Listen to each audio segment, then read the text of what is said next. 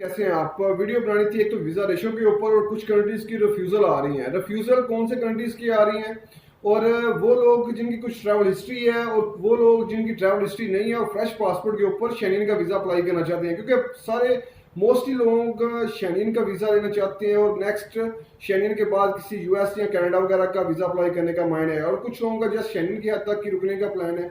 तो अगर देखें तो कुछ वो लोग हैं जिन्होंने ऑलरेडी कोविड से पहले ट्रैवल हिस्ट्री अपनी बनाई थी और कुछ वो लोग हैं जो स्टिल अभी तक उन्होंने कोई ट्रैवल हिस्ट्री नहीं बनाई। इवन कि हम लोग पहले कहते रहे हैं कि ट्रैवल हिस्ट्री के ऊपर फोकस करें और कुछ कंट्रीज की ट्रैवल हिस्ट्री बना रहे हैं, लेकिन जब से शेंगेन कंट्रीज ओपन हुई हैं तो बहुत सारे लोग क्या कहते हैं कि हम डायरेक्ट ही किसी कंट्री का वीजा अप्लाई करके और उस कंट्री का रिस्क लेंगे। देखिए, रिस्क लेने में कोई नहीं जाता। आप अप्लाई कर सकते हैं वीजा, किसी भी कंट्री का वीजा अप्लाई कर सकते हैं अगर डॉक्यूमेंटेशन आपके पास पूरी है, लेकिन जब ट्रैवल हिस्ट्री बनाते हैं तो आपके कंट्रीज के साथ टाइज तो एक सेपरेट चीज है। दूसरा ये कि ये चीज शो करती है कि एक जेन्युइन ट्रैवलर है। ऑलरेडी आपने इतने कंट्रीज ट्रैवल किए हुए हैं और अभी आपकी छुट्टी बन रही है इस कंपनी में, आप अगर आप जॉब करते हैं या बिजनेसमैन है या आपकी छुट्टियां आ रही हैं तो आपने अभी इस कंट्री का वीजा अप्लाई किया है घूमने के लिए, टूरिज्म पर्पज के लिए। अभी बहुत सारे लोगों ने वीजा अप्लाई किया, ग्रीस का किया, माल्टा का किया, स्विट्जरलैंड के लोग कर रहे हैं, फ्रेश पासपोर्ट के ऊपर कर रहे हैं अप्लाई। कुछ कंट्रीज की रिफ्यूजल ला के आ रही हैं, कुछ कंट्रीज कुछ का ऑलरेडी पेंडिंग में है। पहले लोगों ने माल्टा का वीजा अप्लाई किया, ये हर बंदे के माल्टा का वीजा अप्लाई करना चाहिए, माल्टा के वीजा रेशियो क्या है, क्योंकि बहुत सारी कॉल्स हमें आती हैं और लोग ऑफिस में भी आके पूछते हैं कि माल्टा का वीजा अप्लाई करना है। फर्स्ट ऑफ ऑल, अगर आपने वैक्सीन लगवाई हुई है फाइजर तो फिर तो माल्टा का वीजा अप्लाई कर सकते हैं, लेकिन जिन लोगों ने साइनोफार्म लगवाई है वो माल्टा का वीजा अप्लाई नहीं कर सकते। दूसरा ये कि माल्टा एक बड़ा कंट्री नहीं है, शेंगेन का छोटा सा कंट्री है और ये नेशनैलिटी तो आपको पता देता नहीं है, साइलम वगैरह का यहाँ पे चक्कर नहीं है। दूसरा ये है कि जो लोग माल्टा का वीजा अप्लाई जिन लोगों ने किया हुआ था, मैक्सिमम तकरीबन 99% लोगों की उसमें रिफ्यूजल लग गई है। बहुत कम जो पाकिस्तानी और इंडियन नेशनल हैं उनकी बहुत कम वीजा रेशियो है इसके ऊपर। दूसरा दूसरा ग्रीस के वीजे अप्लाई किए हुए थे फ्रेश पासपोर्ट के ऊपर। अभी जब फ्रेश पासपोर्ट वाले भी करते हैं और ट्रैवल हिस्ट्री वाले भी करते हैं तो वो सारा मिक्सअप हो जाता है। उसके बाद अभी जिन लोगों की ट्रैवल हिस्ट्री थी भी उनकी भी रिफ्यूजल आ रही है, स्विट्जरलैंड है उनकी भी रिफ्यूजल आ रही है।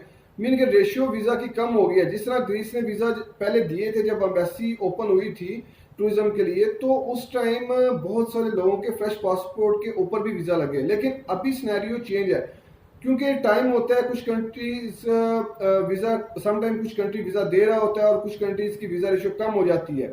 इसी तरह अगर आपको मैं बताऊं तो जर्मन की वीजा रेशियो अच्छी वीजा रेशियो है। अगर कोई बंदा फ्रेश पासपोर्ट के ऊपर वीजा लेना चाहता है तो अप्लाई करना चाहता है, रिस्क लेना चाहते हैं, तो वो उसको चाहिए कि वो जर्मन का वीजा अप्लाई करे। पहले तो मैं ये बोलूंगा कि आप ट्रैवल हिस्ट्री के ऊपर फोकस करें। ट्रैवल हिस्ट्री अगर आपकी अच्छी है तो फिर आप वीजा अप्लाई करें। बाय चांस अगर आपका वीजा रिफ्यूज हुआ है तो दोबारा अप्लाई कर सकते हैं, आप उसी कंट्री का दोबारा अपील में डाल दें।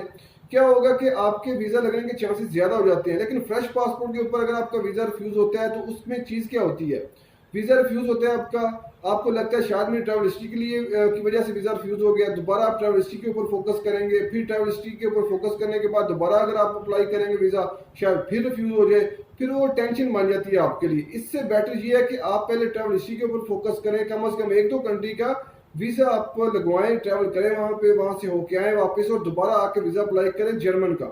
जर्मन बड़ा कंट्री है और जो लोगों के जहन में ये चीज होती है कि ये बड़ा कंट्री है जर्मन और शायद हमें ये वीजा ना दे, लेकिन जितनी वीजा रेशियो जर्मन की रही है इस सारी ड्यूरेशन के अंदर वो बहुत अच्छी है। तकरीबन 95% 90 मेरे थ्रू जितने वीजे अप्लाई हुए थे वो सब के सब लग गए हैं वीजे।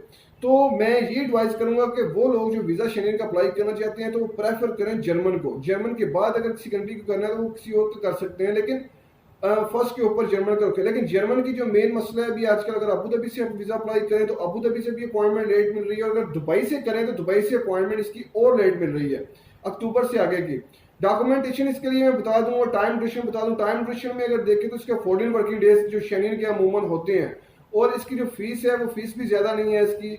और ये जो इसके डॉक्यूमेंटेशन है और डॉक्यूमेंट्स भी बिल्कुल आसान है।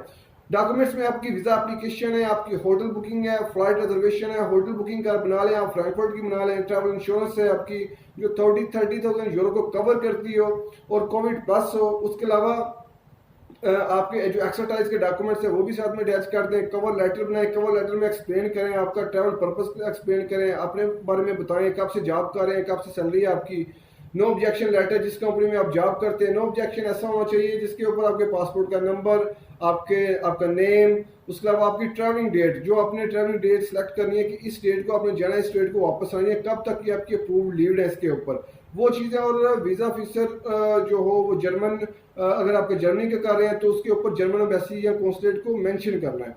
तो ये चीज़ें। और उसके अलावा आपकी बैंक स्टेटमेंट इसके लिए चाहिए 3 मंथ की। बाकी बैंक स्टेटमेंट होनी कितनी चाहिए वो डिपेंड करता है आपकी सैलरी के ऊपर। सैलरी अगर आपकी है 3000 है, 4000 है, तो अगर आपको ज़्यादा टाइम यूएई में हो गया है तो उसी लिहाज से कम 20-30 हज़ार, 20,000, 18-20 हज़ार होनी चाहिए। अगर आपकी सैलरी 8-9 हज़ार दिरहम में, आपको 2 साल से 3 साल 4 साल हो गए हैं, तो कम से कम 30-35 हज़ार दिरहम तक होनी चाहिए इतनी। तो इस लिहाज से अगर आपका पार्टनर का वीज़ा है तो बिजनेसमैन है, आपकी 40-50 हज़ार या इससे ऊपर की हो तो वो अच्छे है आपके लिए, क्योंकि फाइनेंशियली कंडीशन ही आपकी बताती है कि आप कंट्री छोड़ के वापस आएंगे। ये चीज़ें होती हैं। क्योंकि वीज़ा क्यों नहीं देते, वो वीज़ा इसी वजह से नहीं देते, उनको लगता है कि शायद आप जाएंगे और जाके वापस नहीं आएंगे। तो इसलिए बैंक स्टेटमेंट जितनी अच्छी होगी आपकी, वो आपके लिए प्लस पॉइंट होगा। और बाकी एक्स्ट्राडाइज के डॉक्यूमेंट्स हैं, अपना प्लान अच्छे से बनाने हैं आपने। तो ये चीज़ें हैं, अगर आप खुद से करें तो ज़्यादा मुश्किल ये चीज़ नहीं है। तो इंशाल्लाह मिलते हैं, वीडियो भी काफ़ी लंबी हो रही है, तो अल्लाह हाफिज़।